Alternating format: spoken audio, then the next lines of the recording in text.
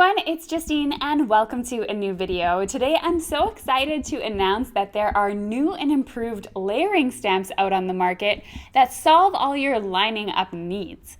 Now, I made a previous video that I'm going to link to in the comments below that talks about some of my hacks for layering stamps that aren't built like the ones I'm going to show you.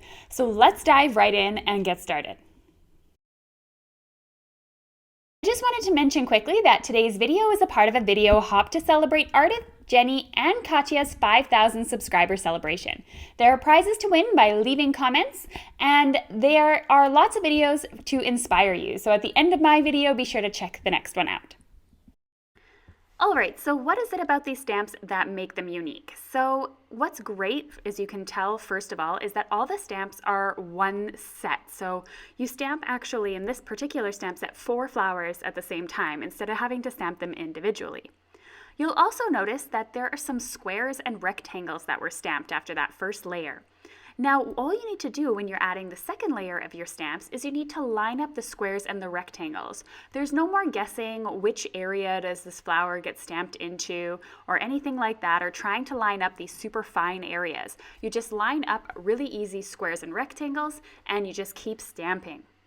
Now, you can make even more than 4, of course, and I would stamp each layer. For example, if I wanted to create 20 flowers, I would stamp each layer 5 times, and then I would stamp the next layer 5 times and do a production line.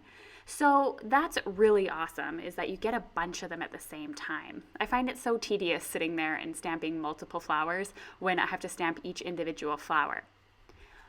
Additionally, it stamps some squares there you can see at the bottom of the stamp, and that's because after you're finished lining up your flowers, if you want to go ahead and line up some leaves, then that is the next step. So once again, it does this automatically, and it stamps a whole bunch more, pretty much all that you need for the flower set.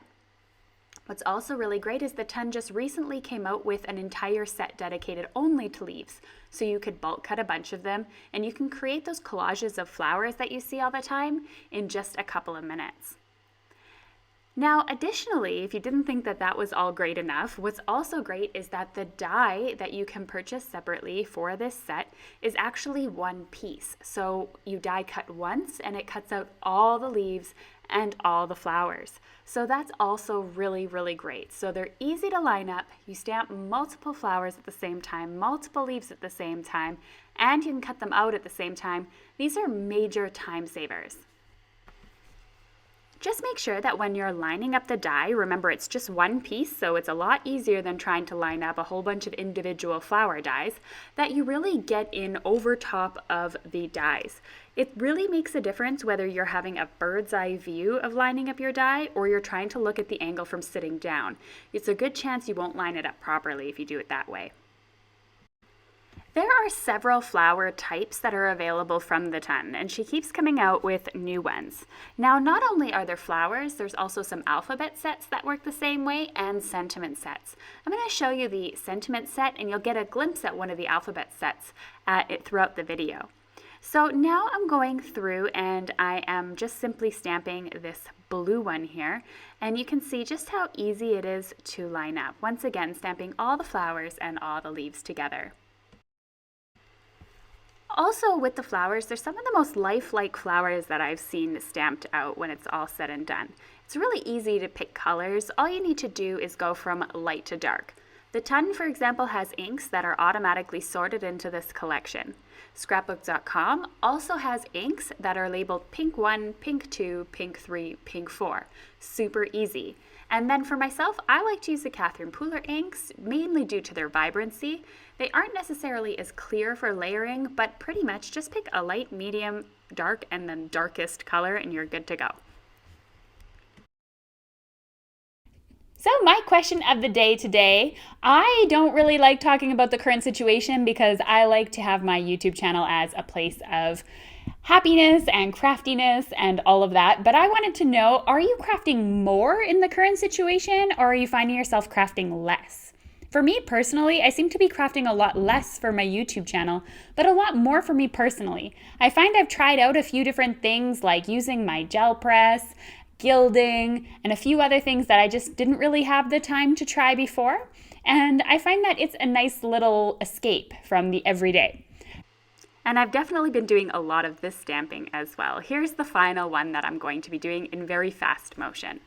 Now, as I mentioned before, there aren't just floral stamps, there's also sentiment stamps, and these are genius.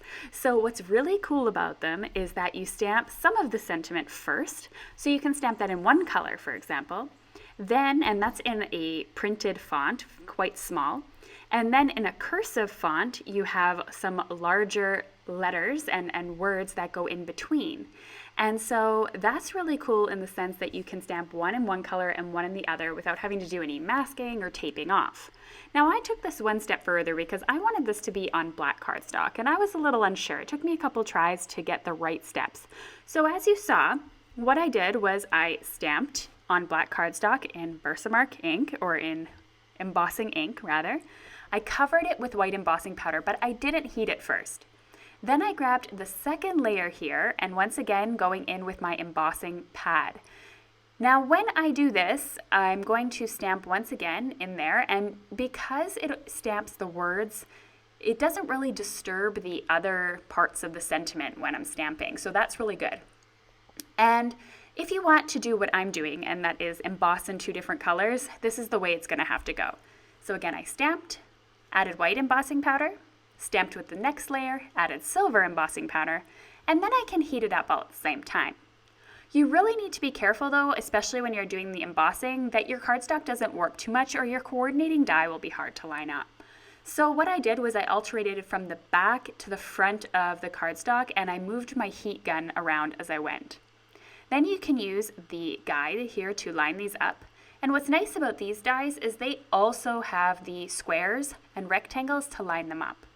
So I'm running through my die cutting machine. So recently I ended up getting this Spellbinders Platinum die cutting machine. I used to have the Platinum 6, but it seems that I forgot it back in Canada.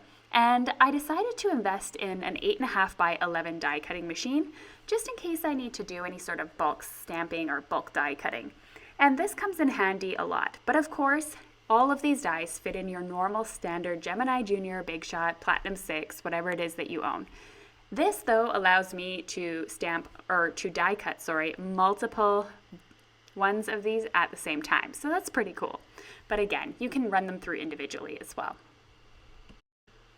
And I decided to go with the Platinum machine because I've owned the Platinum 6 and I've owned the Big Shot as manual machines, and I find the Platinum tends to have just a slightly tighter grip, and I don't need to use a shim as often. And so this is the reason why I decided to invest in the Spellbinders one. However, I did find the running through the big dies through this machine to be a little tedious, so you need to be a little bit on the strong side to get it through. That's kind of why I prefer my Gemini Junior, an electric die cutting machine, because it just does all the work for me and there's no more cranking. I kind of forgot how hard it is to crank these things through the machine. So once I had these all die cut, I just simply added them to my surface here, and I just started to arrange them. So I decided to keep the sets kind of together, and I arranged a few clusters here on card panels just to kind of get myself going. And since the theme of today's video hop is celebration, I decided to include things like birthday, best wishes, and so happy for you. And I thought these cards would be really festive for the occasion. Now, Effie has also come out, the ton has come out with thank you and birthday sentiments. So the same idea as what we just cut, which were kind of miscellaneous sentiments. She also has specialized thank you and birthday sentiments now, also available with coordinating dies. So that's pretty cool too. Once I glued everything down and I did a mixture of regular glue and foam tape just to add some dimension, I started going in with my sequin tool, my pick up tool, whatever you want to call it, and adding these clear droplets. Now these clear droplets are available from a variety of companies. I always seem to throw one in my cart when I'm shopping because I use them quite often. These ones in here are from Ellen Hudson, and I like them because they came with a variety of sizes. And last but not least, I thought to myself about grabbing a glitter pen, but I decided to go a little bit of a step further. Now what I have in my hand is a Nouveau glue pen, and what this glue pen does is it dries tacky. And so what I did was I just kind of went over top of the darkest layer on all of these flowers with the glue pen.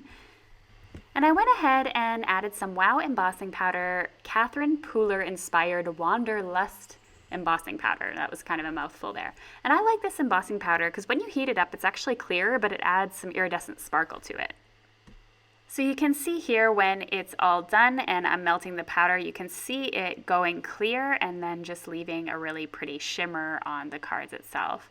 I think in the end it just added a little touch that just really made the card.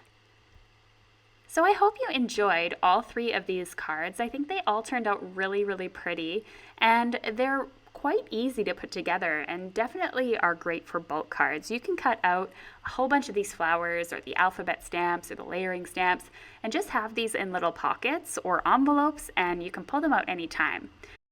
Last week I was Zooming with Ardith and we were having a crafty session on Zoom, and I actually just stamped these over and over and over again, and now I have them all available for me. Thank you so much for watching today's video. I appreciate it. I have linked at the end of this video here the link to the video that talks about my layering hacks in case you don't own these stamps yourself. So be sure to check that out so you'll get lots of tips on how to layer the layering stamps that are a little bit more complex.